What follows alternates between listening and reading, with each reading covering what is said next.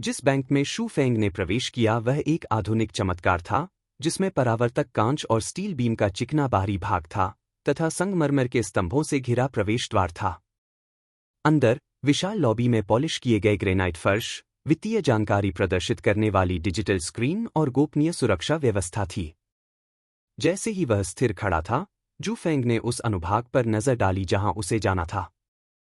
आखिरकार कुछ समय हो गया था जब वह कुछ जानकारी सत्यापित करने के लिए व्यक्तिगत रूप से बैंक आए थे। हालांकि उनके कार्यों से सुरक्षा गार्डों को कुछ संदेह हुआ। यदि कोई व्यक्ति इधर उधर देख रहा हो, खोया हुआ दिख रहा हो तथा थोड़ा बहुत मैला कुचैला कपड़ा पहने हो, तो उसे आसानी से गलत इरादे वाला व्यक्ति समझा जा सकता है। सौभाग्य से जू फेंग के आगमन की प्रतीक्षा कर रहे कर्मचारियों में से एक ने उसे दूर से ही देख लिया।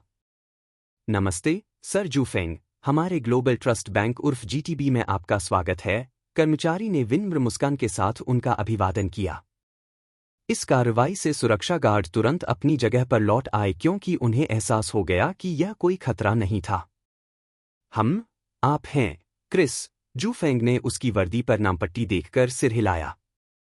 हाँ, यहीं से सर जू फेंग, क्रिस ने उसे अपने पीछे आने का इशारा करते हुए अपना हाथ बढ़ाया। जो व्यक्ति अब करोड़पति बन चुका था, उसे स्वाभाविक रूप से कुछ विशेषाधिकार प्राप्त होने चाहिए थे। अन्यथा कौन जानता है कि दुर्व्यवहार या अप्रसन्नता के कारण वे अचानक किसी अन्य बैंक में स्थानांतरित हो जाएंगे। कुछ समय बाद क्रिस ने उन्हें अपने कार्यालय में वापस ले जाकर सारी परिस्थितियां समझाईं। सर जू फेंग को हाल ही में झांग टाइक्वान और फेंग किंग रो जैसे कई लोगों से बड़ी राशि जमा हुई है। ये दोनों लोग हमारे जीटीबी के वीआईपी भी हैं, इसलिए हम आपसे व्यक्तिगत रूप से इसकी पुष्टि करना चाहते थे। कैजुअल डेट बस एक क्लिक दूर है। संक्षेप में, जीटीबी केवल उनके संबंधों का स्पष्टीकरण चाहता था तथा यह भी कि उसे इन दो कथित प्रभावशाली व्यक्तियों से इतनी बड़ी राशि क्यों प्राप्त हुई। इसके अतिरिक्त वे यह भी जानना चाहते थे कि जू फेंग कौन है और क्या यह कोई अन्य अज्ञात अमीर व्यक्ति है जो सुर्खियों में आ रहा है। उनकी सामान्य योजना और रणनीति को जानते हुए जू फेंग ने शांत भाव बनाए रखा। उसने अपना चश्मा ठीक किया और अपने पैरों को एक दूसरे पर रखकर आराम से बैठ गया। क्या आपने मेरा पिछला बैंक स्टेटमेंट देखा है? जू फेंग ने अचानक अधिकारपूर्ण लहजे में पूछा।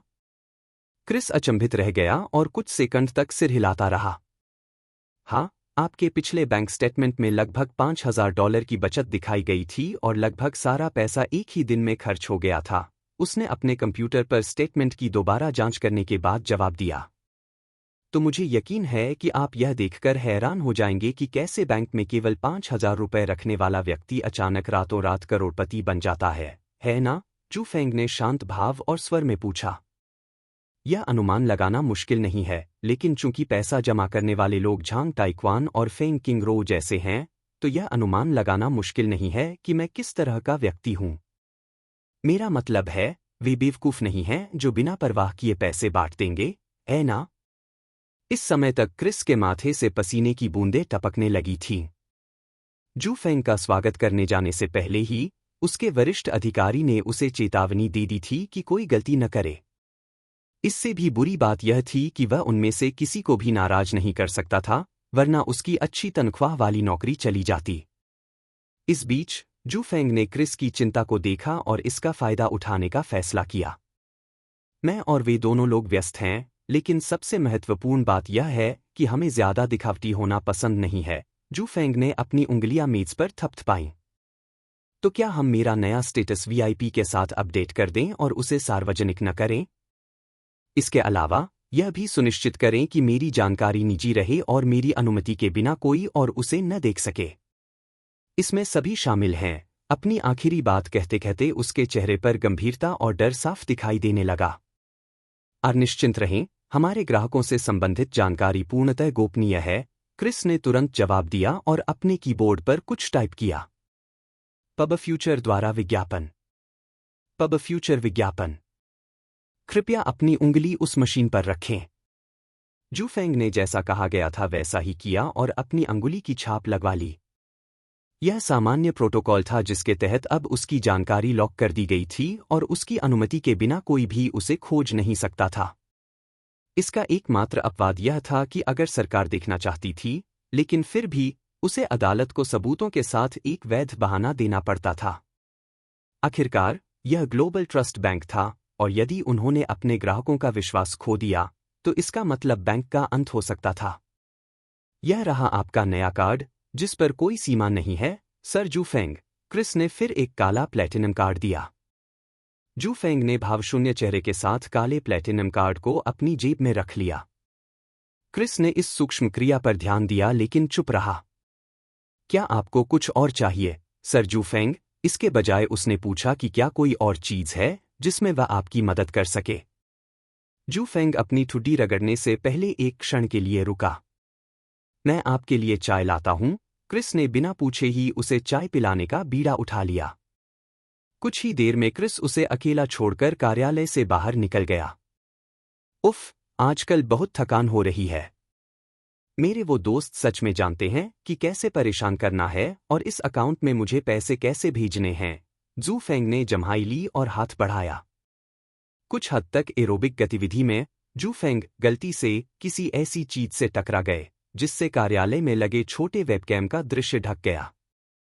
ठीक इसी समय जूफेंग क्रिस के कंप्यूटर के पास गया और कीबोर्ड पर कुछ टाइप करना शुरू कर दिया। धीरे धीरे समय बीतता गया और क्रिस कार्यालय में लौट आया। सर जूफेंग, यह आपकी चाय है। अपने कार्यालय की हालत देखकर क्रिस हैरान रह गया और लगभग लड़खड़ा गया।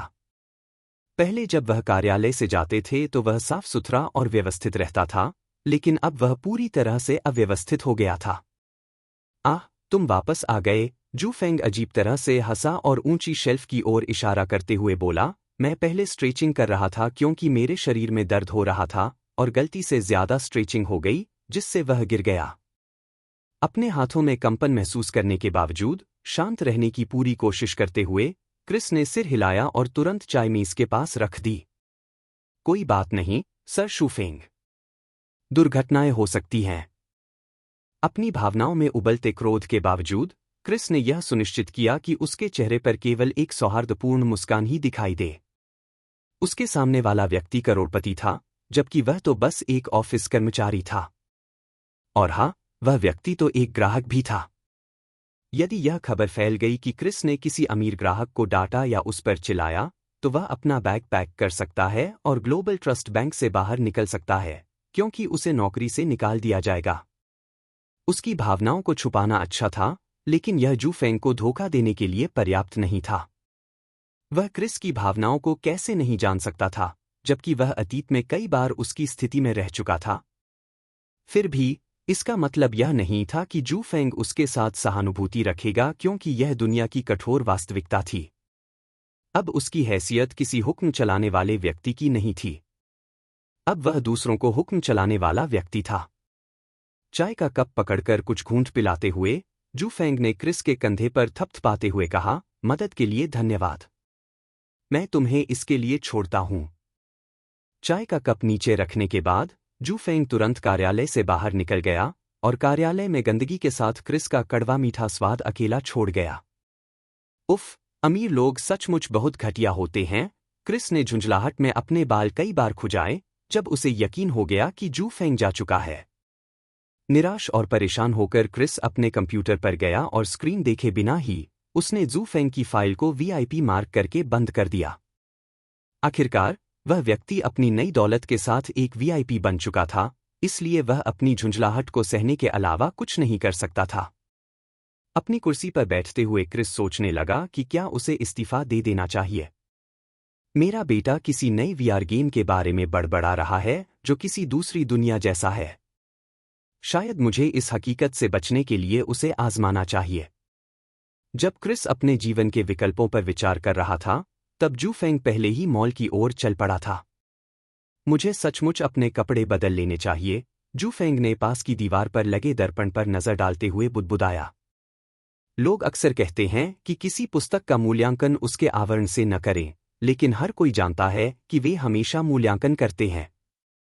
इसलिए जूफेंग को अमीरों जैसा दिखने के लिए अपना रूप बदलना जरूरी था, वरना लोग उसे हमेशा नीची नजरों से देखते रहते।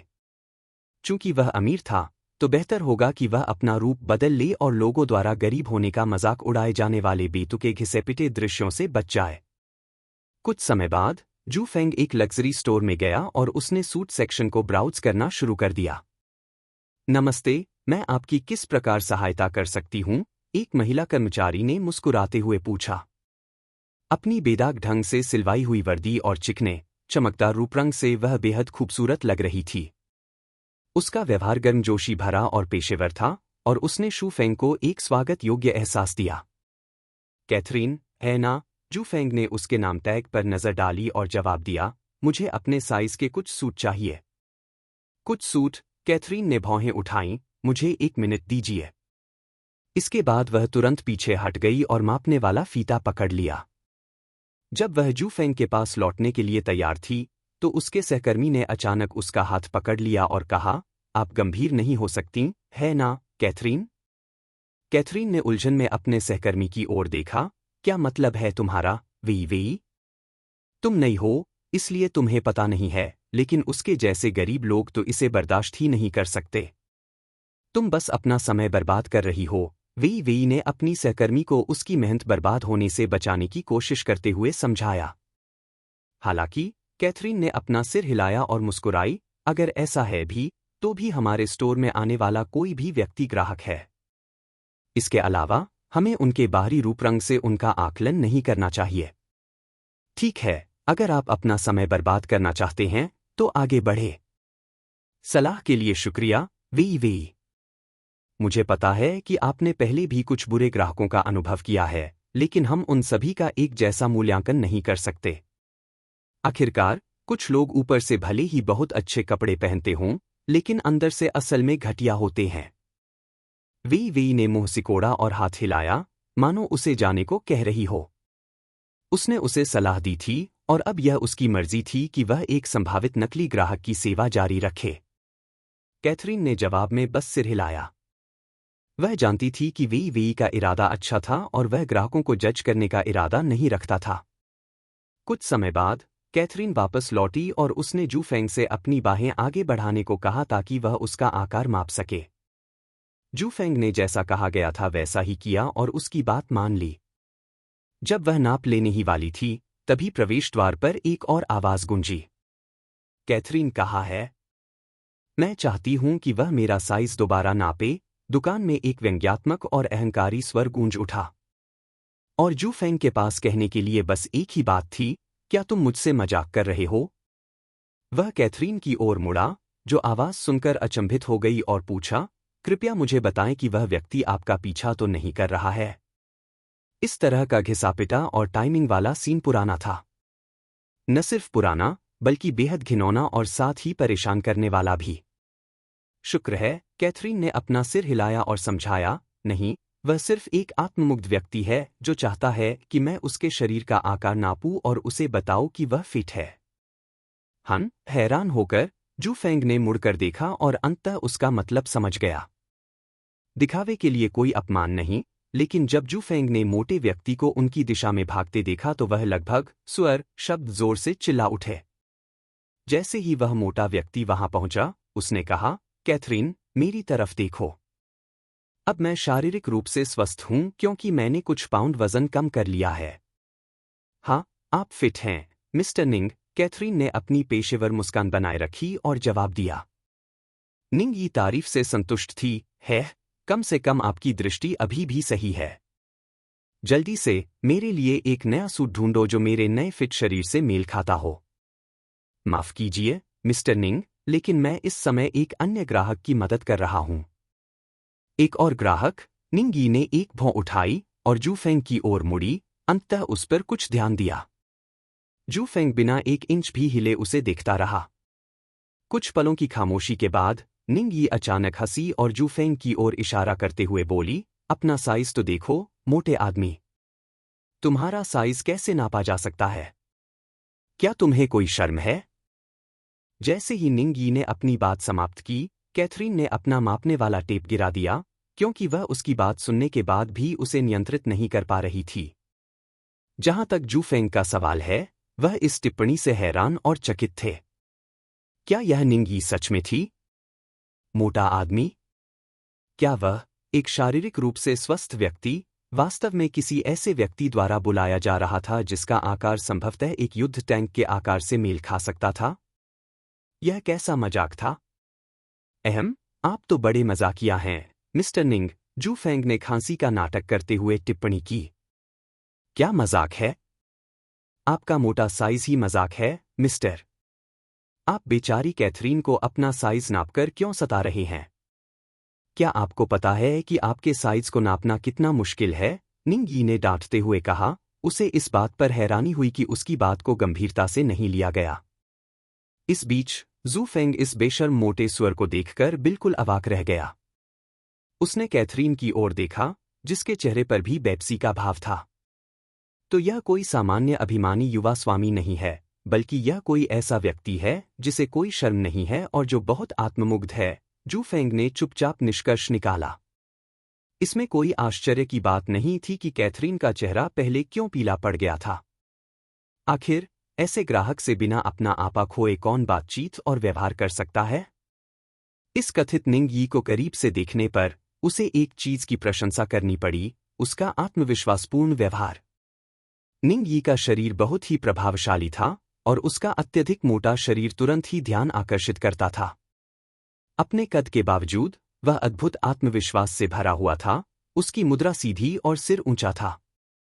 उसका गोल चेहरा करीने से कटे बालों से घिरा था और उसकी तेज, बुद्धिमान आंखें दृढ़ संकल्प और आत्मविश्वास से चमक रही थी। हालांकि उन्हें यह विश्वास करने के लिए वास्तविकता की कुछ जांच की आवश्यकता थी कि वे शारीरिक रूप से स्वस्थ हैं। वहां एक दर्पण है, तो क्यों न हम तुलना करके देखें कि मोटा कौन है? जू फेंग ने बीच वाली दीवार की ओर इशारा करते हुए सुझाव दिया। तुलना करने की कोई जरूरत नहीं है। एक नजर ही काफी है ये तय करने के लिए कि तुम ही मोटी हो। तो क्यों न तुम मुझे पहले कैथरीन से बात करने दो, तुम किनारे पर इंतजार करो, निंग यी ने जल्दी से जवाब दिया, साफ तौर पर शीशे की ओर जाने से बचते हुए। तुरंत ही जू फेंग को लगा कि यह निंग यी बस गुंडागर्दी कर रहा है। ऐसा नहीं था कि उसका दिमाग खराब हो रहा था, बल्कि वह उसे भगाने के लिए इस तरह की चाल चल रहा था। अरे, गुंडागर्दी करना चाहते हो? दोनों एक ही खेल खेल सकते हैं, जू फेंग मन ही मन हंसा। सामान्यतः उसे इसकी परवाह नहीं होती, लेकिन किसी के द्वारा उसे इतना गलत ठहराया जाना उसे बहुत अप्रसन्न करता था। यदि उन्हें मोटा माना जाता तो इस दुनिया में कोई भी फिट या पतला व्यक्ति नहीं होता। माफ कीजिए, लेकिन आपको इंतजार करना होगा। मैं पहले यहां आया था और कैथरीन अभी भी मेरी मदद कर रही है। जू फेंग ने हाथ हिलाकर उसे भगा दिया। तुम बहुत स्वार्थी हो। मैं अपने आकार के साथ तेज हूं, तुम्हारे जैसा नहीं। निंग यी हैरान थी, उसे यकीन नहीं हो रहा था कि जू फेंग इतना नासमझ है। हाँ, मैं मोटा हूं, इसलिए मेरा सम्मान करो। बशर्ते तुम्हें मोटे लोगों से नफरत न हो, जू फेंग ने जवाब दिया। तुरंत ही निंग यी स्तब्ध रह गया और जो भी शब्द वह बोलने वाला था, उसे निगल गया। ये इंसान आसान नहीं है। मैं इसे कैसे डांटूं? निंग यी ने मन ही मन गालियां दी। अगर वो कह रहा है कि उसे मोटे लोगों से नफरत है, तो क्या वो अपने बारे में बात नहीं कर रहा होगा? लेकिन अगर वह ऐसा नहीं कहते तो उन्हें और इंतजार करना पड़ेगा। तुम्हारा नाम क्या है? निंग यी ने अपना संयम बनाए रखने की कोशिश की और पूछा। क्या तुम्हें पहले अपना परिचय नहीं देना चाहिए? जू फेंग ने तेजी से जवाब दिया। ठीक है, मैं निंग यी हूं और एक आश्चर्यजनक रूप से फिट व्यक्ति हूं। मैं जू फेंग हूं और बहुत मोटा व्यक्ति हूं। अचानक दोनों कुछ सेकंड के लिए चुप रहे, फिर जोर से हंस पड़े।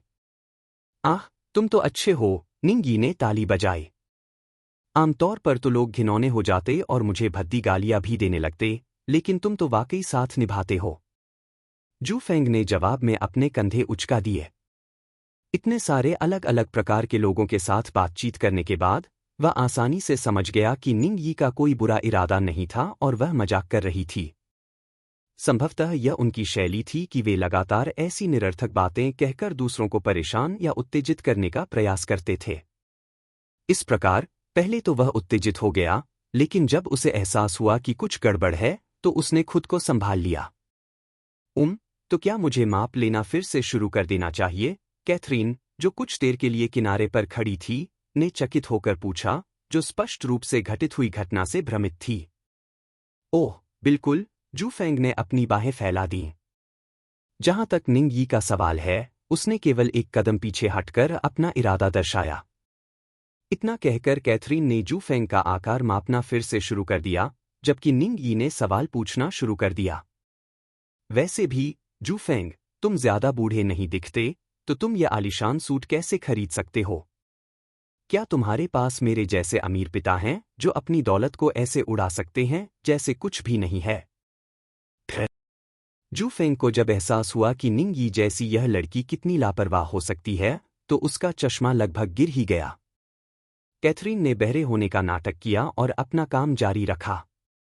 मैं भले ही युवा हूं, लेकिन मेरे पास कुछ पैसे हैं, जू फेंग ने जवाब दिया जब उसने उसकी उत्सुकता भरी नजर देखी। तो तुम अपने बलबूते पर कामयाब हो। प्रभावशाली। लेकिन मेरी तरह प्रभावशाली नहीं, जो सोने की, नहीं, हीरे की चम्मच लेकर पैदा हुई थी। निंग यी खिलखिलाकर हंस पड़ी। तुम बहुत ईमानदार हो, दोस्त। बिल्कुल, मैं झूठ बोल रहा हूं। मुझे बेईमान लोगों से सबसे ज्यादा नफरत है, तो मैं झूठ क्यों बोलूं? तो फिर आपके वास्तविक शरीर का क्या हुआ? खांसी? मुझे नहीं पता तुम क्या कह रही हो। निंग यी ने खांसते हुए बातचीत का रुख मोड़ दिया। रुको, तो तुम शायद एक छात्र हो, है ना? तुम स्कूल क्यों नहीं जाते? मुझे शक है कि तुम भी मेरी तरह बिना किसी परवाह के कक्षाएं छोड़ सकते हो। क्या तुम एक मिनट के लिए चुप नहीं हो सकते? जू फेंग ने आंखें घुमाईं, उसे निंग यी बहुत बातूनी लगा। वह यहां सूट खरीदने आया था, किसी ऐसे व्यक्ति से सवाल पूछने नहीं आया जिससे वह अभी अभी मिला हो। इसके अलावा, जू फेंग ने उसका मनोरंजन सिर्फ इसलिए किया क्योंकि उसे निंग यी नाम के एक व्यक्ति की याद आ गई थी। और नहीं, ऐसा इसलिए नहीं था कि उस व्यक्ति की अच्छी प्रतिष्ठा थी, बल्कि इसलिए कि वह काफी कुख्यात था। क्या आपके तथाकथित अमीर पिता निंग हुओ हैं? जू फेंग के सवाल ने निंग यी को अस्थायी रूप से स्तब्ध कर दिया। स्पष्टतः, उसे यह उम्मीद नहीं थी कि अन्य लोग उसके पिता के बारे में जानेंगे, विशेषकर उनके बदसूरत रूप और शांत व्यवहार को देखते हुए। बुरा नहीं, तुमने मेरे पिताजी का नाम सही बताया। मुझे लगा कि अब तुम मेरी महानता जानते हो, निंग यी ने अपनी बाहें पार करके गर्व से कहा। महानता? तुम्हारी बदनामी और शर्मनाक पल जैसा। जू फेंग ने मुंह सिकोड़ा और आगे कहा, एक बार तुम शराब पीने बार गए थे, लेकिन इतने नशे में थे कि तुमने सबके सामने पेशाब कर दिया, जिससे तुम्हारे पिता ने सुरक्षा गार्डों से तुम्हें घसीटकर घर वापस भेजवाया। बाकी मुझे यकीन है तुम्हें याद होगा। निंग यी चौंककर जमीन पर गिरते गिरते बची। उसे उस घटना के बारे में कैसे पता चला? पापा ने तो सबको ये बात फैलाने से रोक दिया था, और वो वहां था ही नहीं। जू फेंग ने जिस घटना का जिक्र किया था, वह कुछ समय पहले हुई थी और उसे पूरी तरह दबा दिया गया था। उसके पिता के सख्त नियंत्रण और निगरानी को देखते हुए, यह विश्वास करना मुश्किल था कि यह खबर आगे भी फैलेगी। मुझे आपके नाप मिल गए हैं, इसलिए मैं आपके लिए कुछ सूट लाऊंगी जो आपके नाप से मेल खाते हों, प्रिय ग्राहक, कैथरीन ने अचानक कहा, स्पष्ट रूप से दृश्य से पीछे हटने की कोशिश करते हुए। जू फेंग ने जो कुछ बताया वह निश्चित रूप से ऐसा कुछ नहीं था जिसे उसे सुनना चाहिए। हालांकि, जू फेंग ने मुस्कुराते हुए उसकी ओर देखा, क्या तुम्हें यकीन है कि तुमने नाप पूरी कर ली है, कैथरीन? मुझे यकीन है कि निंग यी यहां तुम्हारा इंतजार कर रही होगी। उल्लेख किए जाने पर, निंग यी आगे बढ़ा और अपना कॉलर ठीक किया, हालांकि बहुत कठिनाई के साथ वह लंबा और गर्व से खड़ा था। हाँ, मिस्टर निंग मिलनसार हैं और मेरे काम को समझते हैं। वो मेरे लिए मुश्किलें नहीं खड़ी करेंगे, कैथरीन ने चालाकी से कहा और तुरंत वहां से चली गई। वह मूर्ख नहीं थी और बातचीत की गंभीरता को समझती थी।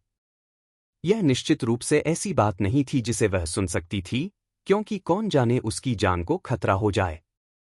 धनवानों के लिए उनके चेहरे और प्रसिद्धि से अधिक महत्वपूर्ण कुछ भी नहीं था। कैथरीन के वहां से खिसकते ही निंग यी की मुस्कान गायब हो गई और वह शू फेंग को गौर से देखने लगा। तुम्हें उस घटना के बारे में कैसे पता चला? मुझे याद नहीं कि मैंने तुम्हें उस बार में देखा था, खासकर जब अंदर जाने के लिए कुछ खास शर्तें होती हैं। तुम निश्चिंत रहो, मुझे तुम्हारी पोल खोलने में कोई दिलचस्पी नहीं है, जू फेंग हल्के से हंसा। वरना तुम अब तक इतने आत्मविश्वास से काम नहीं कर पाती, है ना? और अगर ऐसा होता तो तुम्हारे पापा मुझे पहले ही चुप करा देते। हूँ? तो फिर तुमने कैथरीन के सामने यह सब क्यों उजागर किया? निंगी उत्तेजित होकर बार बार जमीन पर पैर पटकने लगी, साफ तौर पर उसकी हरकतों से नाराज। अगर तुम उसके पीछे पड़ना चाहते हो तो ईमानदार और खुले दिल से बात करो। साथ ही तुम्हें सचमुच थोड़ा वजन कम करने की कोशिश करनी चाहिए। यह अपमान नहीं है, बल्कि स्वस्थ रहने की सलाह है। जिंदगी का आनंद लेने के लिए स्वस्थ रहना जरूरी है ना? निंगी अवाक रह गया और उसने कड़वाहट से मुस्कुराते हुए अपना सिर नीचे कर लिया। तो क्या हुआ अगर मैं उसे पसंद करता हूं? मैं अपनी सीमा जानता हूं और केवल उसका ध्यान आकर्षित करने के लिए ही ऐसा व्यवहार कर सकता हूं। अपना सिर हिलाते हुए जू फेंग आगे बढ़ा और उसके कंधों पर थपथपाया। अगर औरतें सिर्फ दिखावे से तुम्हें देखती हैं तो इसका मतलब है कि वे चंचल इंसान हैं। लेकिन मुझे लगता है कि कैथरीन को तुम्हारे थोड़े बहुत भद्दे रूप से कोई आपत्ति नहीं थी, इसलिए उम्मीद मत छोड़ो, उसने उसे धीरे से दिलासा दिया। मानो प्रकाश की एक झिलमिलाती किरण उस पर चमक उठी हो। निंगी ने एक प्रत्याशित नजर डाली और पूछा, सच में? बिल्कुल, लेकिन यह इस आधार पर है कि आप आत्मविश्वास से भरे मूर्ख की तरह व्यवहार करना बंद कर देंगे। अगर आप चाहें तो मैं आपको शारीरिक रूप से फिट रहने के लिए प्रशिक्षित कर सकता हूं। वास्तव में अगर तुम ऐसा कर सकते हो तो अब से तुम मेरे बड़े भाई हो। निंग यीजू फेंग के प्रेरक भाषण से पूरी तरह आश्वस्त हो गई। हे, किसने सोचा होगा कि इस समय निंग यी का रूप ऐसा होगा? मैंने लगभग एक गलती कर दी थी और एक बुरा प्रभाव छोड़ दिया था, लेकिन सच में वह पहले शारीरिक रूप से इतना फिट क्यों था? जू फेंग ऊपर से तो सौहार्दपूर्ण ढंग से मुस्कुराया, जबकि मन ही मन उसके चतुर दृष्टिकोण पर राहत महसूस की। सूट खरीदने के लिए उसने इस आलीशान दुकान को चुना था, इसकी एक खास वजह थी। वह था इस अमीर युवा मालिक निंग यी से मिलना। हालांकि निंग यी के बारे में उनकी स्मृति में वह एक बहुत ही सुंदर लड़का था, न कि एक मोटा व्यक्ति। सौभाग्यवश वह शांत रहे और बातचीत जारी रखने से पहले काफी जानकारी एकत्र करने में सफल रहे। क्या तुम एपेक्स टॉवर के बारे में जानती हो? निंग यी, जू फेंग ने बाद में पूछा। हे, मुझे बस ये कहो, निंग यी ने तुरंत सुधार किया। अगर तुम सच में मेरी मदद कर सकते हो तो तुम मेरे अच्छे भाई हो। और हाँ, मैंने अपने पिता से एपेक्स टावर के बारे में पहले भी सुना है। मेरे पास भी इसमें कुछ शेयर हैं, लेकिन मुझे असली प्रक्रिया की कोई परवाह नहीं, उसने आगे कहा। जाहिर है कि वह एक बिगड़ैल बच्चा था। अपना सिर हिलाते हुए जू फेंग ने समझाया, जब मैं कुछ सूट खरीद लूंगा तो एपेक्स टॉवर जाने से पहले हम कुछ और करेंगे। मैं गारंटी देता हूं कि तुम निश्चित रूप से एक नए व्यक्ति के रूप में पुनर्जन्म लोगे। मुझे अभी आप पर भरोसा है, भाई फेंग, निंग यी ने कहा और अपने शरीर से उसे गले लगा लिया। इस प्रक्रिया में उसका दम लगभग घुट गया। लेकिन मुझे तुम्हें चेतावनी देनी ही होगी। अगर तुम मुझे धोखा दे रहे हो तो मौत से कम सजा भुगतने के लिए तैयार रहो, उसने अचानक अपनी पकड़ और बढ़ाते हुए उग्रता से चेतावनी दी। सांस लेने में तकलीफ के बावजूद जू फेंग ने अपना संयम बनाए रखा और हंसते हुए कहा, अगर मैं तुम्हें धोखा दे रहा हूं तो मेरे माता पिता को अकल्पनीय पीड़ा सहनी पड़ेगी। स्वाभाविक रूप से जू फेंग को नहीं पता था कि उसके माता पिता कौन थे, लेकिन अगर वे उसे छोड़ देते तो उसे इस बात की कोई परवाह नहीं थी कि उसकी प्रतिज्ञा के कारण उन्हें क्या कष्ट उठाना पड़ता। इसके अलावा उसे पूरा विश्वास था कि निंग यी निश्चित रूप से एक नया परिवर्तन कर सकती है, खासकर तब जब उसके मन में अभी भी उसकी छवि स्पष्ट रूप से बनी हुई थी। निंग यी अपने पिता के व्यवहार के बावजूद उनका सम्मान करता था, इसलिए उसका मानना था कि कोई भी इतना दुष्ट नहीं हो सकता कि अपने माता पिता को कोस सके। इसलिए उसने सहमति में सिर हिलाया और अपनी पकड़ छोड़ दी। तो मैं निश्चिंत हो गया, निंग यी ने अपनी गर्व भरी और चुटीली मुस्कान बिखेरते हुए कहा। जू फेंग को निंग यी का विश्वास प्राप्त करने में कुछ ही मिनट बीते थे और कैथरीन कुछ अच्छे सूट लेकर लौट आई। मिस्टर फेंग, मुझे आशा है कि ये सूट आपको पसंद आएंगे, कैथरीन ने सूट को दिखाने के लिए अपने हाथों से ऊपर उठाते हुए कहा। इससे पहले कि जू फेंग जवाब दे पाता, निंग यी ने अचानक एक हीरे का कार्ड लेकर अपना हाथ बढ़ाया और कहा, बस मेरे कार्ड का इस्तेमाल करो और इसका भुगतान करो। मेरे भाई को ये सभी पसंद हैं, अगर ये तुम्हारी पसंद के हैं, कैथरीन। फिर जू फेंग और कैथरीन दोनों ही उसके कार्यों से अवाक रह गए। उन्होंने एक पल के लिए एक दूसरे को देखा और जू फेंग केवल अपने कंधों को हिलाकर जवाब दे सके, जिससे उसे संकेत मिला कि वह जो भी कहे वह करे। तो ठीक है। लेन देन पूरा करने के लिए उसका डायमंड कार्ड पकड़ने से पहले उसने एक अजीब सी मुस्कान बिखेरी। साथ ही उसने अपना सिर थोड़ा झुकाया, मानो उलझन में हो। ये दोनों भाई कैसे हो गए, वह मन ही मन सोच रही थी। कुछ ही मिनट पहले तनाव बहुत ज्यादा था और उसे किसी जहरीले हमले से बचने के लिए चुपके से वहां से निकल जाना पड़ा था। फिर भी अब वे इतने मित्रवत हो गए थे कि एक दूसरे को भाई कहकर संबोधित करने लगे थे। पुरुष सचमुच अजीब होते हैं। यही फैसला उसके मन में था, लेकिन यह इतना बुरा भी नहीं था क्योंकि वह गहराई से जानती थी कि निंग यी उन घमंडी युवा स्वामियों में से नहीं था। बेशक वह घमंडी था और अपनी संपत्ति का लगातार प्रदर्शन करता था, लेकिन उसने कभी भी पैसे का इस्तेमाल दूसरों को वह काम करने के लिए मजबूर करने के लिए नहीं किया जो वे करने के लिए तैयार नहीं थे। इस प्रकार निंग यी के बारे में उसकी धारणा काफी अच्छी थी, अन्य लोगों के विपरीत जो हमेशा स्वयं को राजा मानते थे जबकि उन्हें केवल अपने माता पिता पर निर्भर रहना पड़ता था। जैसे ही कैथरीन अपने काम में लग गई, निंग यी ने जू फेंग की ओर मुड़कर पूछा, खरीदारी के बाद आप क्या करने की योजना बना रहे हैं? स्कूल, जू फेंग ने सपाट जवाब दिया। निंग यी हैरान रह गई। जब तुमने क्लासें छोड़ दी हैं, तो तुम स्कूल क्यों जा रही हो?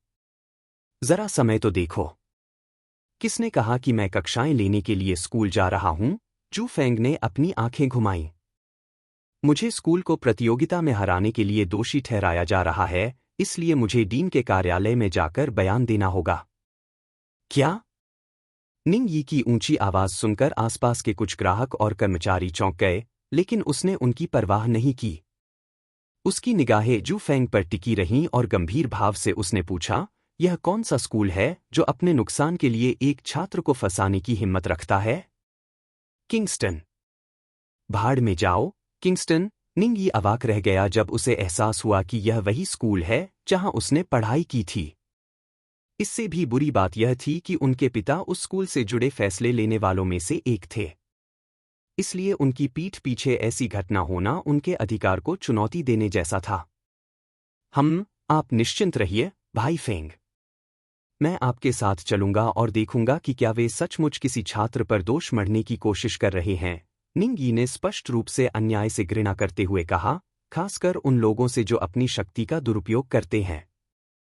इस बीच जू फेंग ने अनभिज्ञता का नाटक किया और केवल असहायता से अपना सिर हिलाया तथा बार बार उसे चेतावनी दी कि वह कोई पागलपन न करे। डीन हमेशा मेरी खराब पृष्ठभूमि के कारण मुझसे नफरत करते थे, इसलिए कृपया मेरे लिए इसे और बदतर न बनाएं, उन्होंने कड़वाहट से कहा, जानबूझकर खुद को एक दयनीय पीड़ित के रूप में चित्रित करते हुए।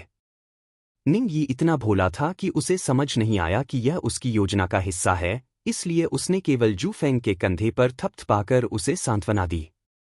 हालांकि गुप्त रूप से निंग यी अपने पिता को उनके दुर्व्यवहार के बारे में बताने के लिए तैयार था, अगर यह खबर सच साबित हुई। आखिरकार यह उनके किंगस्टन स्कूल पर एक दाग था और उनके पिता को उनकी गरिमा और प्रतिष्ठा की बहुत परवाह थी। कुछ समय बाद कैथरीन ने जू फेंग के लिए सूट की पैकेजिंग पूरी कर ली। यह लीजिए, मिस्टर फेंग, कैथरीन ने कहा और सामान सौंपने के लिए तैयार हो गई। ओह, माफ करना, लेकिन क्या आप अभी पहनने के लिए एक सूट निकाल सकते हैं और बाकी को एपेक्स टावर के मेरे अपार्टमेंट, कमरा नंबर 360 में भेज सकते हैं? जू फेंग ने जवाब दिया। निंग यी के ध्यान में खोकर वह यह निर्देश देना लगभग भूल ही गया था। आखिरकार स्कूल लौटते समय बैग लेकर घूमना बहुत ही असहज होता। बहुत अच्छा, आपको कौन सा रंग का सूट चाहिए? मैं इस काले को चुनूंगा। ठीक है। कुछ मिनट बाद जू फेंग ने सूट पकड़ा और कपड़े बदलने के लिए ड्रेसिंग रूम में चला गया, जबकि निंग यी ने कैथरीन के साथ बातचीत करने का अवसर लिया। हे, कैथरीन, मेरे भाई को शायद थोड़ा समय लगेगा, तो तुम मुझे नाप लेने में मदद क्यों नहीं करती?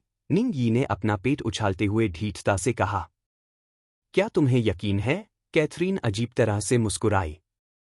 एक नज़र में ही वह समझ गई कि उसके वजन में ज्यादा बदलाव नहीं आया है, इसलिए नाप में भी कोई खास बदलाव नहीं होगा। मैं इतना आश्वस्त कभी नहीं था, कैथरीन, निंगी ने गहरे और गंभीर स्वर में जवाब दिया तो उसके चेहरे पर एक गंभीर भाव उभर आया। हालांकि उनकी तथाकथित गंभीरता उनके बाहरी रूप से काफी कम हो गई थी तथा वह कुछ हद तक हास्यास्पद लग रही थी। फिर भी कैथरीन ने धीरे से आह भरी और उसके अनुरोध को स्वीकार कर लिया, क्योंकि वह एक ग्राहक था जिससे उसे कोई परेशानी नहीं हुई। कुछ मिनट बाद जू फेंग ड्रेसिंग रूम से बाहर आईं, बिल्कुल नए लुक में। अब एक शानदार काले सूट में सजे जू फेंग का परिवर्तन आश्चर्यजनक था। त्रुटिहीन ढंग से सिलवाया गया सूट उसके दुबले-पतले शरीर को उभार रहा था, जबकि उसके करीने से स्टाइल किए गए भूरे बाल उसके सुडौल रूप को और निखार रहे थे। हालांकि उनके पिछले स्वरूप से बचा हुआ आयताकार चश्मा उनकी अन्यथा परिष्कृत और आधिकारिक नई छवि के बीच थोड़ा बेमेल लग रहा था। कोई बात नहीं, भाई फेंग, लेकिन आपका चश्मा जगह से बाहर लग रहा है, निंगी ने अपनी भौहें सिकोड़ी और अपनी ठुड्डी रगड़ते हुए इस बदलाव पर टिप्पणी की। यहां तक कि कैथरीन भी सहमत हो गई और उसने अवचेतन रूप से अपना सिर हिलाया। हालांकि उनकी टिप्पणियों के बावजूद जू फेंग ने संतुष्ट मुस्कान के साथ दर्पण में अपने प्रतिबिंब को देखा और अपना कॉलर थोड़ा सा बीच में कर लिया। चश्मा बेमेल लग रहा है, लेकिन असल में यह मुझे काफी फिट आ रहा है, उसने शांति से अपना चश्मा ठीक करते हुए कहा। ये पुराने आयताकार चश्मे वर्षों से उनके पास थे और जब उन्होंने पिछले समय में उन्हें कॉन्टैक्ट लेंस में बदल दिया तो उनके दृष्टिकोण में बहुत बड़ा बदलाव आया, ऐसा बदलाव जिस पर उन्हें गर्व नहीं था। अगर मैं कॉन्टैक्ट लेंस लगाने जा रहा हूं तो यह वह समय होगा जब मैं अंततः प्रभाव डाल पाऊंगा। जू फेंग के अड़े रहने और पुराने चश्मे पर अड़े रहने के कारण निंगी ने अब अपनी टिप्पणी नहीं दी। वह इतना अज्ञानी नहीं था कि यह न समझ सके कि कुछ चीजें भावनात्मक होती हैं। ठीक उसी तरह जैसे उसका कीमती हार पहले से ही जंग खा रहा था, फिर भी उसने उसे संभाल कर रखा, चाहे कुछ भी हो जाए। मैं समझ गया, भाई फेंग, निंगी ने उसकी छाती थपथपाई, मानो उसे दिल से समझने का इशारा कर रही हो। तुम्हें क्या मिला? हालांकि जू फेंग उसके अचानक बयान से हैरान रह गया। वह इन चश्मों को इसलिए पहनता रहा ताकि खुद को याद दिला सके कि अब वह घृणित जू फेंग नहीं रहा जो जीवित रहने के लिए अपने सिद्धांतों के खिलाफ जाता है। ठीक है, मैं जाने के लिए तैयार हूं। क्या तुम मेरे पीछे आओगी? जू फेंग ने कैथरीन के साथ अपनी बातचीत बीच में ही रोकते हुए पूछा। हालांकि निंगी इतनी जल्दी जाने के लिए अनिच्छुक थी, लेकिन वह जानती थी कि पहले किस चीज को प्राथमिकता देनी है। कैथरीन, मेरे नए नाप के हिसाब से मेरे लिए कुछ नए कपड़े ढूंढ दो। मास्टर का काम खत्म होते ही मैं जल्दी ही वापस आ जाऊंगा, निंगी ने खुद को मास्टर बताते हुए कहा। इस बीच जू फेंग अवाक रह गया, उसे निंगी और झाओ काई में बहुत मेल खाता हुआ दिखा। उनका बाहरी रूप भले ही मेल न खाता हो, लेकिन उनके व्यक्तित्व और व्यवहार जरूर मेल खाते हैं। बेचारी कैथरीन निंगी की घोषणा पर केवल असहाय होकर मुस्कुरा सकी और उसने एक पेशेवर कर्मचारी की तरह अपना सिर हिलाया। रुको, मिस्टर फेंग, आपके पुराने कपड़ों का क्या हुआ? कैथरीन ने अचानक पूछा, जब उसे एहसास हुआ कि ड्रेसिंग रूम में अभी भी उसके पुराने कपड़े पड़े हैं। ओह, वो? तुम इसे फेंक ही दोगे? कुछ भावनात्मक चीजें रह जाएंगी, जबकि ज्यादातर फेंक दी जाएंगी, जू फेंग ने हाथ हिलाकर दार्शनिक अंदाज में जवाब देते हुए निंगी के साथ दुकान से बाहर निकल गया। कुछ देर बाद निंगी ने अपनी कार की ओर इशारा करते हुए कहा, मुझे संदेह है कि आप इतने अमीर हैं कि इस तरह की कार खरीद सकें, है ना? मैं आपको किंगस्टन स्कूल तक ले चलूंगा। कैजुअल डेट बस एक क्लिक दूर है। उनके कथन का खंडन करने में असमर्थ, जू फेंग ने केवल अपना सिर हिलाया और उनके पीछे चल दिया। कार विशाल थी और इसमें कोई संदेह नहीं कि यह एक लग्जरी कार थी जो चालक और यात्रियों को सबसे अधिक आराम प्रदान करती थी। आखिरकार, निंगी के आकार के बावजूद वह आराम से भरा था। हालांकि उसे यह देखकर आश्चर्य हुआ कि निंगी गाड़ी नहीं चला रही थी, बल्कि उसने एआई सिस्टम को आवाज लगाई थी। कैथरीन डियर, कृपया हमें किंगस्टन स्कूल ले चलो, निंगी ने आदेश दिया। इस बीच जब जू फेंग ने अपनी एआई का नाम कैथरीन रखा तो वह अवाक रह गया। वह कैथरीन के प्रति कितना आसक्त था। भाई फेंग, मुझे ऐसे मत देखो। मैं अपनी एआई कैथरीन को हमारे बीच एक जुड़ाव महसूस कराने के लिए बुलाता हूं, और मैं कोई पीछा करने वाला नहीं हूं, मानो वह जू फेंग की सोच समझ गया हो। निंग यी को अपनी हरकतों को समझाने की जरूरत महसूस हुई। जू फेंग ने अपने दोनों हाथ ऊपर उठाए और अपना सिर हिलाया। मैंने कुछ नहीं कहा और नहीं मेरे हाव भाव से कुछ पता चला, उन्होंने अपना बचाव करते हुए कहा। लोगों के साथ व्यवहार करने में उनकी वर्षों की विशेषज्ञता के बावजूद वह इतने नौसिखिए कैसे हो सकते हैं कि अपनी कोई प्रतिक्रिया सार्वजनिक कर दें। निश्चित रूप से निंग यी दंग रह गया और उसे एहसास हुआ कि उसने सचमुच गलती कर दी थी। उसने अपना सिर खुजलाया और कड़वाहट से मुस्कुराया। खैर, आमतौर पर लोग मुझे जल्दी से आंक लेते थे, इसलिए खुद को समझाना मेरी सहज आदत बन गई। समझ में आता है। पब फ्यूचर द्वारा विज्ञापन। पब फ्यूचर विज्ञापन। खैर, जब हम किंगस्टन स्कूल पहुंचेंगे तो बाकी सब तुम मुझ पर छोड़ देना। मैं किसी को भी गलत तरीके से नुकसान नहीं पहुंचाने दूंगा, लेकिन अगर तुम सचमुच गलत थे तो मुझे धोखा देने के लिए मैं तुम्हें पकड़वा दूंगा। जैसे ही निंग यी ने अपनी बात पूरी की, उसने अपनी मुट्ठी कसकर भींच ली और उसे धमकी भरी निगाहों से देखा। फिर भी उसकी धमकी उसके लिए बेकार थी, लेकिन जू फेंग ने उसके साथ खेलने का फैसला किया और जवाब दिया, आप प्रवेश द्वार के बाहर प्रतीक्षा कर सकते हैं। मैं अकेले अंदर जाऊंगा और आप मेरी स्मार्ट वॉच के माध्यम से बातचीत सुन सकते हैं। इस तरह यह नकली नहीं हो पाएगा और आपकी उपस्थिति डीन के किसी भी शब्द को बदल नहीं पाएगी। अपनी भौहें सिकोड़ते हुए निंग यी ने अपनी ठुड्डी रगड़ी और सहमति में सिर हिलाया। वास्तव में उनके व्यक्तित्व को देखते हुए यह चमत्कार ही होगा कि अन्य लोग उन्हें न पहचान पाएं, विशेषकर चाटुकार। ठीक है, पहले मैं चुपचाप किनारे पर बैठकर सुनूंगा। लेकिन आप कब चाहते हैं कि मैं हस्तक्षेप करूं? उसने धीरे से पूछा। जब भी आपको लगे कि सही समय है, आप हस्तक्षेप कर सकते हैं। यह निर्णय आप पर निर्भर है, लेकिन ध्यान रखें, आप जो भी सुनेंगे वह उन लोगों के लिए सामान्य बात है जिनकी हीरे के चम्मच जैसी कोई पृष्ठभूमि नहीं है। अरे, मैं इतना अज्ञानी नहीं हूं कि यह न जान सकूं कि अमीर और गरीब की जिंदगी में बहुत फर्क होता है। मैं अब भी कभी कभी दान करता हूं, हालांकि अनिच्छा से और अपने पिता के आदेश पर। जब निंग यी अपनी जीवन कहानी सुनाने ही वाला था, तभी वे तुरंत प्रवेश द्वार पर पहुंच गए, जिससे शू फेंग को श्रोता बनने का सिरदर्द नहीं उठाना पड़ा। ठीक है, मैं पहले बाहर जाऊंगा, जू फेंग ने यह सुनिश्चित करने के बाद कहा कि उनका कनेक्शन सही है और निंग यी सुन सकती है। कार से बाहर निकलते समय जू फेंग ने किंगस्टन स्कूल के प्रवेश द्वार पर नजर डाली। किंगस्टन हाइट्स स्कूल के प्रवेश द्वार पर भव्य गैल्वेनाइज्ड स्टील के गेट लगे थे, जिन्हें बेमेल आंट स्क्रू की एक श्रृंखला से जोड़ा गया था। स्वाभाविक रूप से यह केवल जू फेंग का दृष्टिकोण था और यह वास्तव में चाची के पेंच या ऐसी किसी चीज से जुड़ा हुआ नहीं था। जब भी मैं वापस आता हूं, यह किंगस्टन स्कूल मुझे अब भी बुरे सपने दिखाता है। उन घिनौने कोर्स और डरावने प्रोफेसरों की कल्पना मात्र से ही मेरे रोंगटे खड़े हो जाते हैं। उसने अपनी बाहों को हल्के से रगड़ा और अपनी चाल तेज कर दी। जब तक जू फेंग स्कूल में दाखिल हुए, तब तक बगल के सुरक्षा गार्डों ने डीन को उनके आगमन की सूचना देनी शुरू कर दी थी।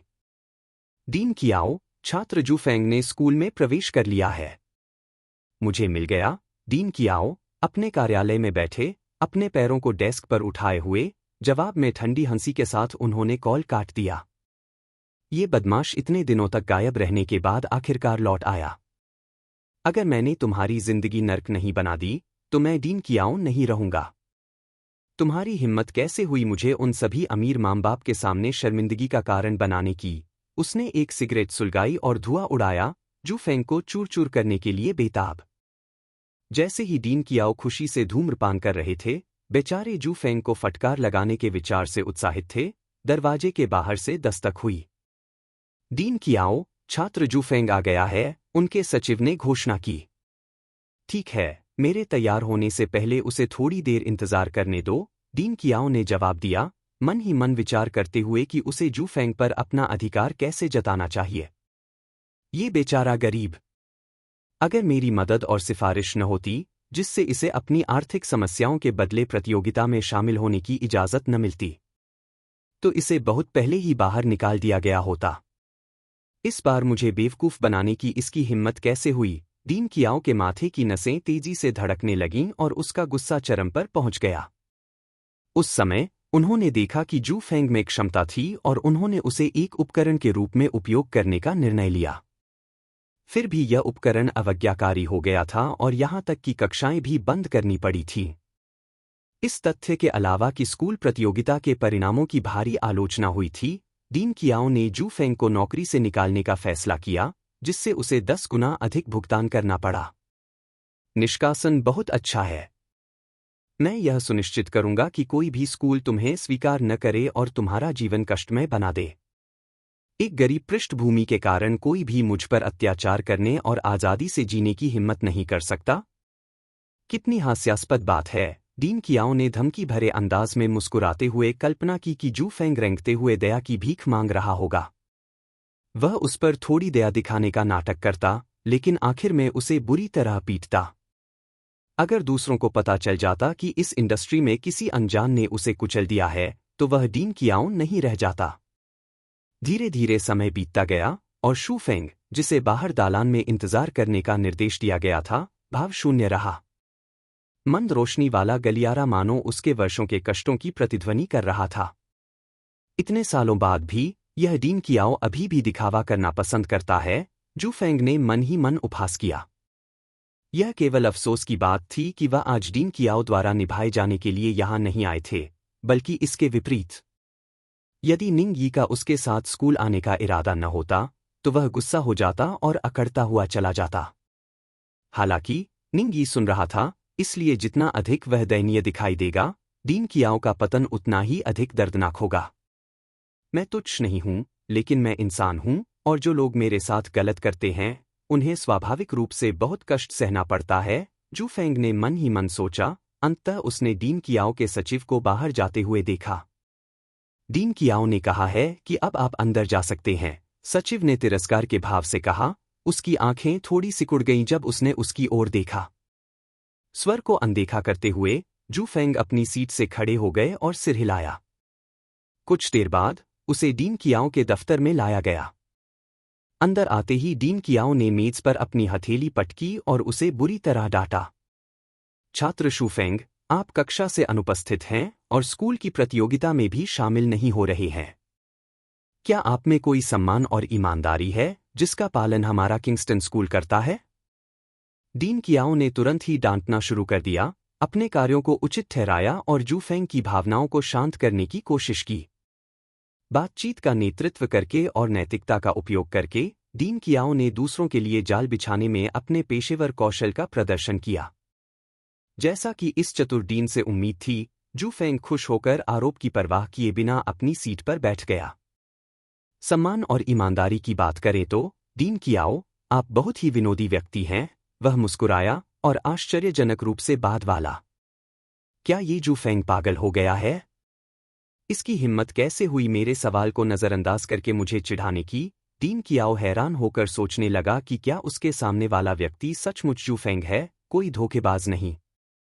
आखिरकार जू फेंग की प्रतिक्रिया उसकी उम्मीदों से बिल्कुल अलग थी, जिससे वह उलझन में पड़ गया कि वह क्या जवाब दे।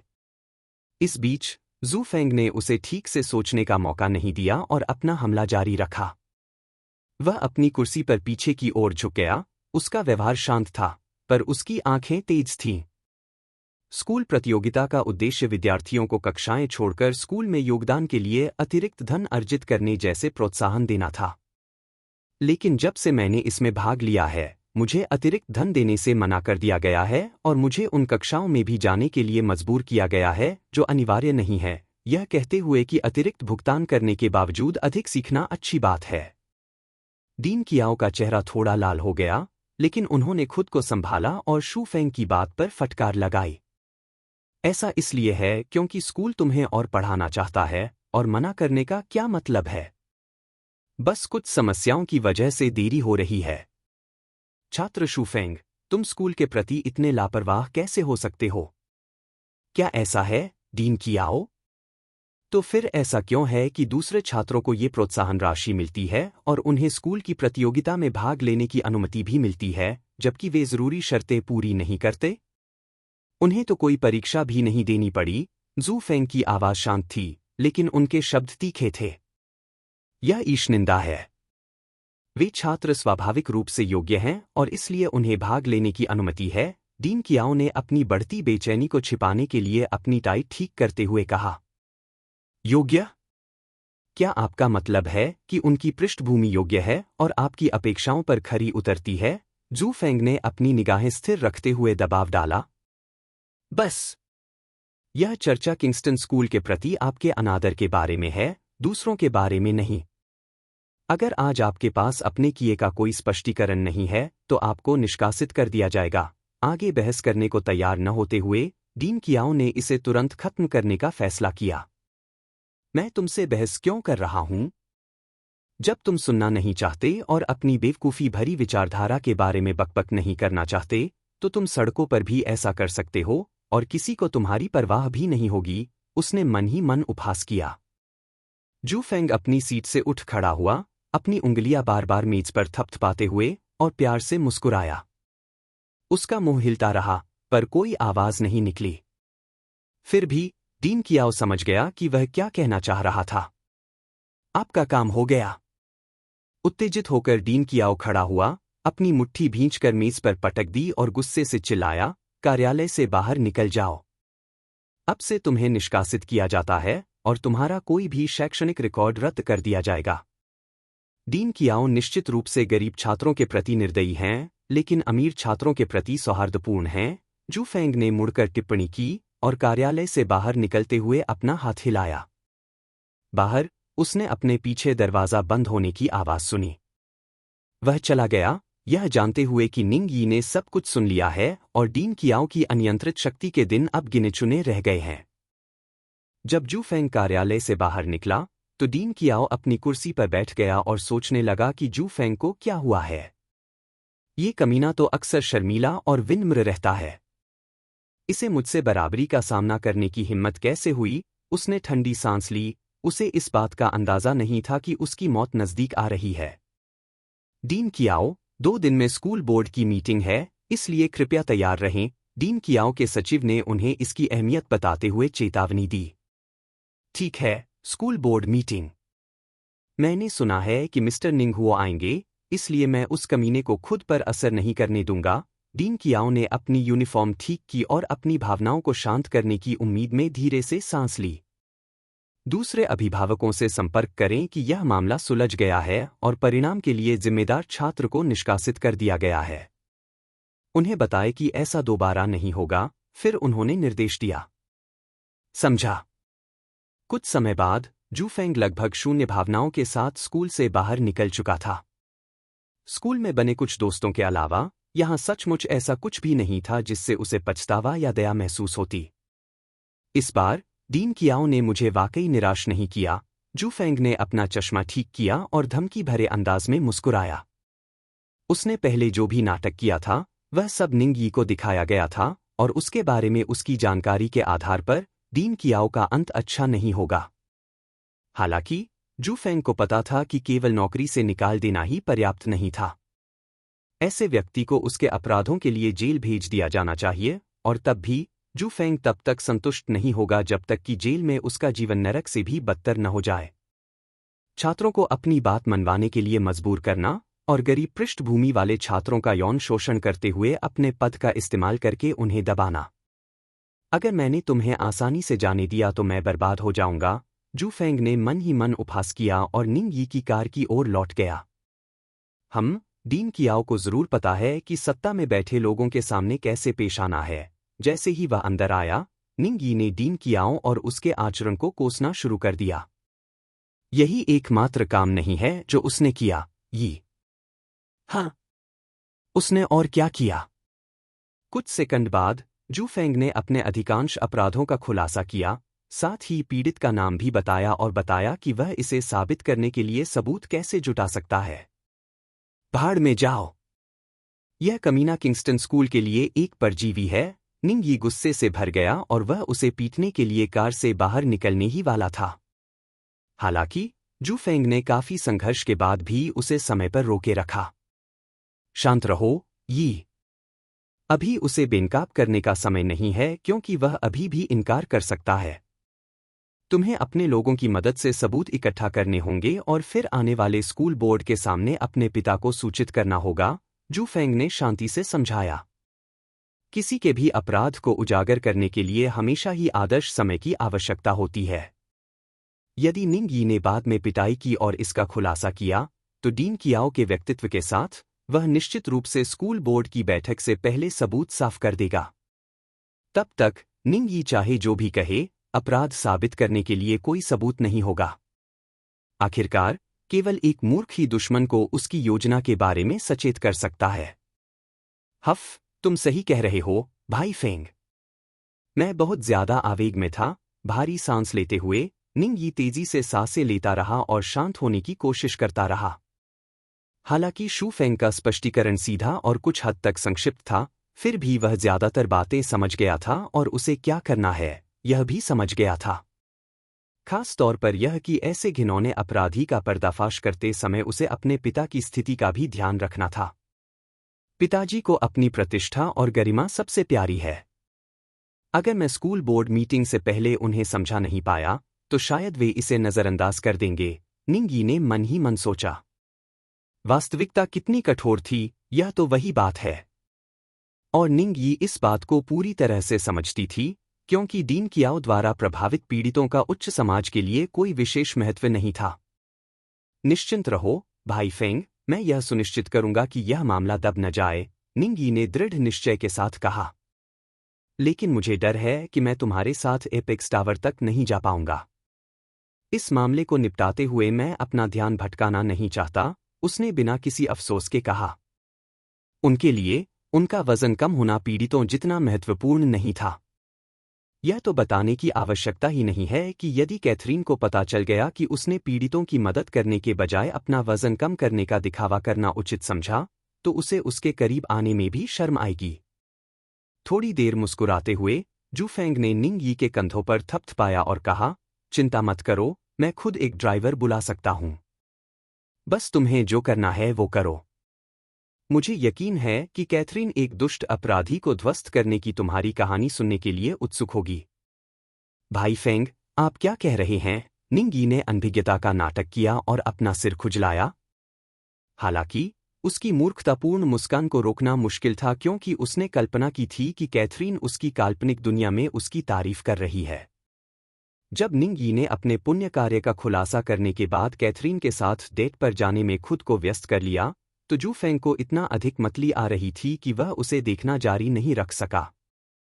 बिना कुछ बताए वह सीधे कार से बाहर निकला और चलने लगा।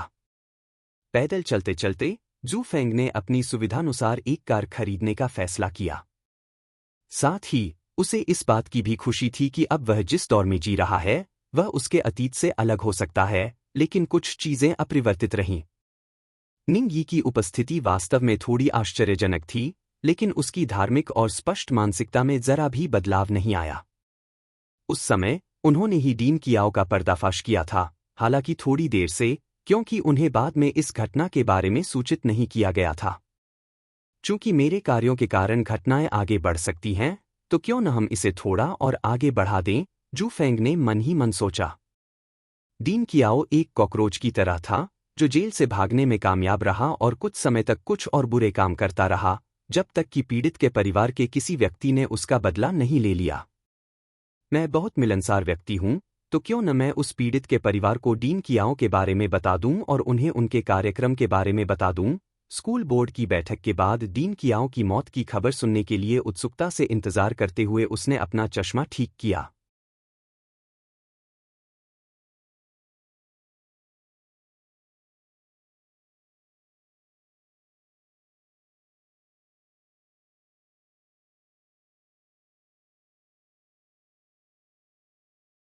स्कूल छोड़ने के कुछ समय बाद जू फेंग एक दुकान की ओर जाने लगा जो कारें बेचती थी, और साथ ही वह एक संदेश भी लिख रहा था जो 2 दिन बाद कुछ लोगों को भेजा जाना था। एक बार जब यह काम पूरा हो गया तो वह सोचने लगा कि कौन सी कार लेनी चाहिए।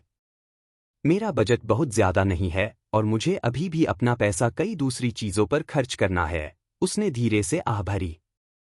हालांकि वह किफायती रहना और बहुत महंगी चीजें खरीदने से बचना पसंद करता था, फिर भी वह जानता था कि सम्मान पाने के लिए एक महंगी कार जरूरी है। अगर वह बेइज्जती नहीं चाहता था तो उसे अपनी हैसियत के हिसाब से एक कार खरीदनी होगी। हालांकि विश्वसनीयता और आराम अभी भी उनकी सर्वोच्च प्राथमिकता थी। निंगी जैसी कार चुनते समय उनका एक उद्देश्य यही था। कार महंगी है तो किसे परवाह है? यदि कार का इंटीरियर आरामदायक नहीं है या उसमें समस्याएं हैं तो वह अच्छी कार नहीं बल्कि एक बेकार कार है। जैसे ही वह लाल बत्ती के हरे होने का इंतजार कर रहा था, अचानक एक कार कहीं से तेजी से आई और उससे कुछ ही मीटर की दूरी पर रुक गई। जू फेंग स्थिर और शांत रहा। अचानक हुए हंगामे पर उसने कोई प्रतिक्रिया नहीं दी। उसका चेहरा बिल्कुल शांत और स्थिर था। दूसरे लोग इससे चौंक या डर सकते थे, लेकिन वह नहीं। यदि कार का इरादा उसे टक्कर मारने या मारने का होता तो वह ऐसा पहले ही कर चुकी होती। जैसे ही वह शांतिपूर्वक कार में बैठे व्यक्ति की प्रतिक्रिया का इंतजार कर रहा था, खिड़की थोड़ी नीचे हो गई और एक आवाज गूंजी, अंदर आना। और आप कौन हो सकते हैं? झाओ काई की सबसे बड़ी बहन। ओह, झाओ काई की बहन। थोड़ा हैरान, जू फेंग को उम्मीद नहीं थी कि वह झाओ जिन से इस तरह मिलेंगे। मैं कैसे जानूं कि तुम सचमुच उसकी बहन हो जब मैं तुम्हारा चेहरा भी नहीं देख सकता? उसने अपनी नुकीली उंगली से उस छोटी सी खिड़की पर हल्के से थपथपाते हुए पूछा। एक क्षण के लिए सन्नाटा छा गया जब खिड़की धीरे धीरे नाटकीय ढंग से नीचे खिसक गई। अब खुश हो? झाओ जिन ने एक अप्रसन्न भाव बनाए रखा जब उसने उससे पूछा। अपना सिर हिलाते हुए जू फेंग संतुष्टि में मुस्कुराया। आह, तो यह वाकई झाओ काई की बहन झाओ शिन है।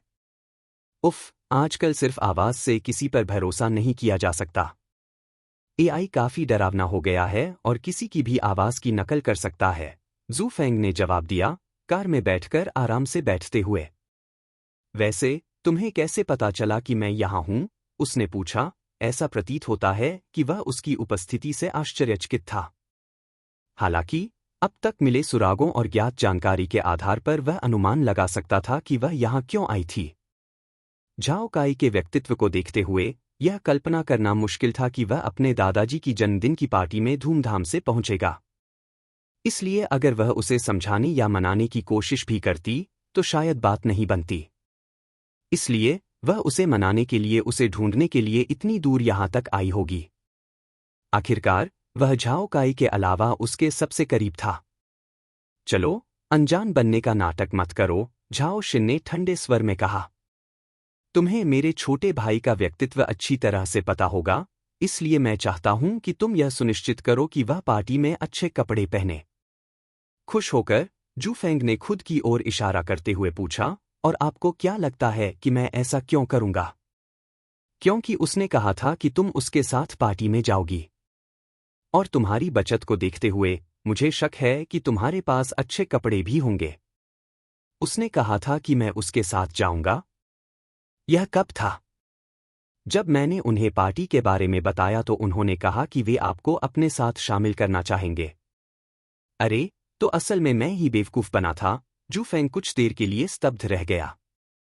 उसने शुरू में सोचा था कि उसने ही झाओ काई को खुद को आमंत्रित करके बेवकूफ बनाया था, लेकिन सच यह नहीं था।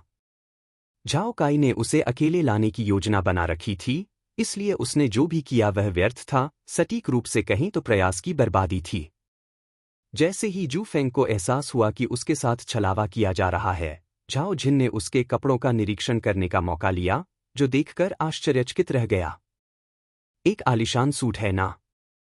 इस जू फेंग ने तो वाकई बहुत कुछ किया है, उसने मन ही मन सोचा। उसे यकीन था कि जू फेंग ने सूट खरीदने में अपनी जमा पूंजी लगा दी होगी। पीछे आराम से बैठी झाओ शिन थोड़ा आगे झुकी, उसकी निगाहें स्थिर और आवाज दृढ़ थी। अगर तुम मेरे छोटे भाई को ठीक से कपड़े पहनाने में मेरी मदद करोगी, तो मुझे तुम्हारे सूट के पैसे वापस करने में कोई आपत्ति नहीं है। और मुझे पता है कि तुम्हारे पास कार नहीं है, इसलिए मैं तुम्हें एक कार भेज दूंगी। उत्सुकतावश जू फेंग ने धीरे से अपने चश्मे को ठीक किया, अपने पैरों को पार किया और मुस्कुराते हुए कहा, आप मुझे किस प्रकार की कार भेजने की योजना बना रहे हैं? यह कोई पुरानी या जंग लगी हुई कार तो नहीं होगी, है ना? तुम कितनी बेशर्मी कर रहे हो, शू फेंग। मिस शिन से बात करते वक्त तुम्हें अपनी भाषा पर ध्यान देना चाहिए। सामने से एक आवाज गूंजी और बिना किसी की तरफ मुड़े ही शू फेंग पहचान गया कि वो कौन था। अन्ना लियू, हमेशा की तरह तुम मुझे नापसंद करती हो, जू फेंग ने चिढ़ाते हुए कहा। मुझे लोग नापसंद नहीं है। मुझे बस वो लोग नापसंद हैं जो मेहनत नहीं करते और दूसरों पर बोझ डालने की कोशिश करते हैं, अन्ना लियू ने डांटते हुए कहा। बस बहुत हो गया, अन्ना, झाओ शिन ने अचानक हस्तक्षेप किया, उसकी निगाहें उस पर टिकी रहीं। जब अन्ना लियू ने उन निगाहों को देखा, तो उसे एहसास हुआ कि उसने अपनी सीमाओं को थोड़ा आगे बढ़ा दिया है। इस प्रकार वह चुप रही, अपना सिर हिलाया और सामने की ओर ध्यान केंद्रित किया। उसे नजरअंदाज करो, जू फेंग। वो उन कथित चाटुकारों और चुगलखोरों के साथ ऐसी ही पेश आती है, झाओ शिन ने खुलकर समझाया। वाह, तुम दोनों को अभिनय पुरस्कार मिलना चाहिए। जू फेंग इन दोनों द्वारा दिखाए गए छोटे मोटे शो से मन ही मन परेशान हो गया। यद्यपि ऐसा प्रतीत हुआ कि अन्ना लियू को सही तौर पर फटकार लगाई गई थी, झाओ शिन ने केवल उसे अनदेखा करने के लिए कहा था, लेकिन उसके बयान का कभी खंडन नहीं किया। उसके स्पष्टीकरण के तथ्य के अतिरिक्त यह भी स्पष्ट था कि वह अन्ना लियू को बेकार बताकर उसकी निंदा करने के लिए उसे तीसरे पक्ष के रूप में इस्तेमाल कर रही थी। यह उनके लिए केवल दुख की बात थी कि जू फेंग अब उतना भोला और मूर्ख व्यक्ति नहीं रहा। शांत भाव से उसने ताली बजाई। वाकई, चाटुकार और चाटुकार घृणित होते हैं, लेकिन यह जानना कौशल का काम है कि किस लक्ष्य पर लपकना है। अन्ना का ही उदाहरण लीजिए। कोई मूर्ख ही उससे लपकेगा, बदले में कुछ अच्छा पाने की उम्मीद में। झाओ शिन जू फेंग के प्रत्युत्तर से अवाक रह गया, उसे स्पष्ट रूप से उम्मीद नहीं थी कि वह इतना वाक्पटु होगा। दूसरी ओर, अन्ना लियू ने उसे तीखी निगाहों से घूरा, उसके हाथ स्टीयरिंग व्हील पर जकड़े हुए थे। जू फेंग की बातों ने उसकी नस पर चोट कर दी थी और वह कार में बढ़ते तनाव को भाप सकता था। यह सिर्फ एक मजाक है, अन्ना। कृपया बुरा मत मानना और यह सुनिश्चित करना कि ड्राइवर होने के नाते तुम्हारी भावनाएं ठीक हैं। या तुम, हताश होकर, अन्ना लियू को जू फेंग पर विश्वास नहीं हुआ। वह इतना परेशान करने वाला, फिर भी इतना आत्मविश्वासी और धारा प्रवाह बोलने वाला कब बन गया। उनके द्वारा एकत्रित की गई जानकारी के अनुसार शू फेंग को एक बेकार छात्र बताया गया था, जिसे आदेश दिया जाता था। कई बार ऐसा हुआ कि वह किसी मुश्किल स्थिति में फंस गए और उन्हें बाहर निकलने के लिए उनके सूक्ष्म हस्तक्षेप की आवश्यकता पड़ी। आखिरकार, उसकी एकमात्र सकारात्मक बात झाओ काई के साथ उसकी सच्ची दोस्ती थी। इसके बिना वह एक गरीब देहाती से ज्यादा कुछ नहीं होता। इस समय तक झाओ शिन को भी यह एहसास होने लगा था कि जू फेंग में कुछ अलग बात है। वह अधिक आत्मविश्वास से भरा हुआ लग रहा था और उसे हमारे अचानक आ जाने से डर भी नहीं लग रहा था। उसने भौहें सिकोड़ लीं, उसे ये बदलाव आश्चर्यजनक लग रहे थे। वह पहले अपने छोटे भाई की चिंता में इतनी व्यस्त थी कि वह यह भी भूल गई कि उसने पहले उसे चिढ़ाने के लिए कहा था कि वह असली झाओ जिन है।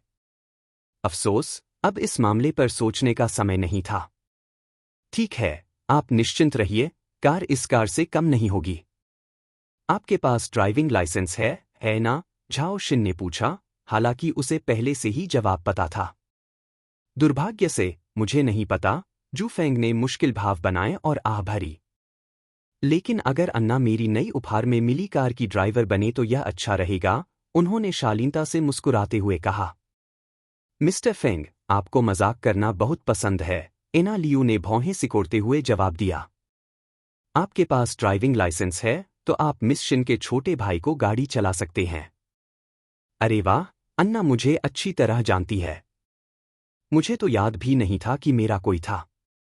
मुझे मत बताओ, तुम्हें मुझ में दिलचस्पी है, जू फेंग खिलखिलाकर हंसा और चिढ़ाया। फिर उसने अपनी हथेली अपनी ठोड़ी के नीचे रखी और झाओ शिन की ओर मुड़ा। या हो सकता है कि मिस शिन ने शुरू से ही मेरी जांच की हो और वह सिर्फ विनम्र होने की कोशिश कर रही हो। अन्ना लियू आश्चर्यचकित होकर विश्वास नहीं कर सकी कि उसने अभी अभी उससे क्या सुना था। वह पहले भी मुझे उकसा रहा था। उसे एहसास हुआ कि उसकी एक गलती से अनर्थ हो गया था। उसके माथे पर पसीने की कुछ बूंदें उभरने लगीं। उसका हर वाक्य तीखा और मजाकिया था, लेकिन उसके पीछे हमेशा एक उद्देश्य छिपा होता था। इस बीच झाओ शिन की अभिव्यक्ति थोड़ी गहरी हो गई क्योंकि उसने महसूस किया कि जू फेंग उतना सरल नहीं था जितना वह सतह पर दिखता था। वे लोग क्या जांच कर रहे थे? एक बेवकूफ और आसानी से कुचला जा सकने वाला। वे जरूर बहुत अच्छी जिंदगी जी रहे होंगे। वह जांच विभाग के लोगों से नाराज थी। यह अब कोई साधारण गलती नहीं रह गई थी, क्योंकि जानकारी पूरी तरह से झूठी और अपमानजनक थी। जैसे ही तनाव चरम पर पहुंचा, जू फेंग अचानक खिलखिलाकर हंसा और पीछे की ओर झुक गया। हम इतने तनाव में क्यों हैं? तुम चाहती हो कि मैं काई को ठीक से कपड़े पहनने में मदद करूं, और तुम निश्चिंत रहो, मैं तुम्हारे कहे बिना भी यह कर दूंगा। आप शुरू से ही ऐसा नहीं कह सकते थे। एना लियू ने तेजी से सांस छोड़ते हुए अपने माथे से बालों का एक बिखरा हुआ गुच्छा उड़ाने के लिए अपना सिर पीछे झुकाया। अरे, तुम लड़कियां शुरू से ही किसी माफिया की तरह काम करना चाहती थीं, इसलिए मैंने बस उनकी बात मान ली। जू फेंग ने कंधे उचकाकर दोष डाल दिया। तुम अविश्वसनीय हो। प्रशंसा के लिए धन्यवाद, मिस अन्ना। चूंकि तुम मान गए हो तो गाड़ी से उतर जाओ। झाओ शिन ने खांसी का नाटक किया और दरवाजे की ओर इशारा किया। उसे एहसास हुआ कि उसे ढूंढना और उससे व्यक्तिगत रूप से मिलना कितना व्यर्थ था।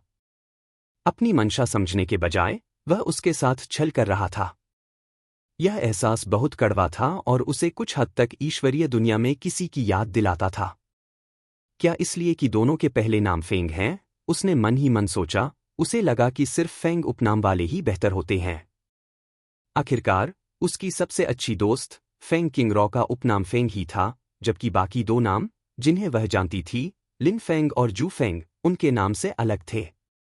दोनों ही परेशान करने वाले हैं, सिवाय इसके कि लिन फेंग ऐसा व्यक्ति था जो इस तरह से कार्य कर सकता था, जबकि जू फेंग केवल अपने छोटे भाई और उनकी सूक्ष्म सुरक्षा पर निर्भर थी। कुछ सेकंड बाद झाओ शिन यह देखकर दंग रह गई कि जू फेंग अभी भी अपने वाहन में था और अपनी सीट पर बहुत आराम से बैठा था। क्या मैंने तुम्हें उतरने के लिए नहीं कहा था? उसने उलझन भरे स्वर में पूछा। अरे, छोड़ो भी, तुम मुझे लिफ्ट तो नहीं दे सकते? जू फेंग थोड़ा मुस्कुराया। मुझे यकीन है कि तुम्हारे दर्जे का आदमी कोई कंजूस या तुच्छ तो नहीं होगा जो मुझे बाहर निकाल दे, है ना?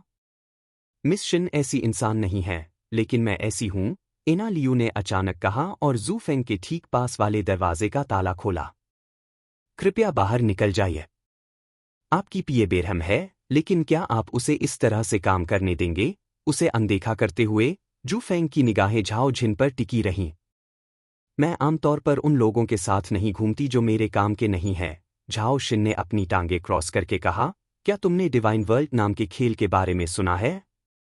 अगर तुम वहां काम आ सकते हो, तो मुझे तुम्हें अपने एक प्यारे दोस्त द्वारा संचालित गिल्ड में आमंत्रित करने में कोई आपत्ति नहीं है। एक गिल्ड? हाँ, सिल्वर विंड गिल्ड। काफ, जू फेंग ने जब गिल्ड का नाम सुना तो वह खांसने लगा और लगभग अपनी ही लार से उसका गला घुट गया। जरा रुको, झाओ शिन का प्यारा दोस्त फेंग किंगरॉ नाम का कोई होना चाहिए। तो क्या इसका मतलब यह नहीं कि फेंग किंगरॉ मंद हवा है और झाओ शिन पतझड़ की हवा? उसने इस संयोग से हैरान होकर चुपचाप अनुमान लगाया। तुम्हें क्या हुआ है? इस बीच झाओ शिन उसकी प्रतिक्रिया से कुछ परेशान हो गया। यह कोई निमंत्रण नहीं, बल्कि एक सिफारिश है। सिल्वर विंड गिल्ड इस समय दिव्य जगत में धूम मचा रहा है, इसलिए अगर आप आगे बढ़ना चाहते हैं, तो आपको भर्ती प्रक्रिया में शामिल होने का प्रयास करना चाहिए, उसने विनम्रता से सलाह दी।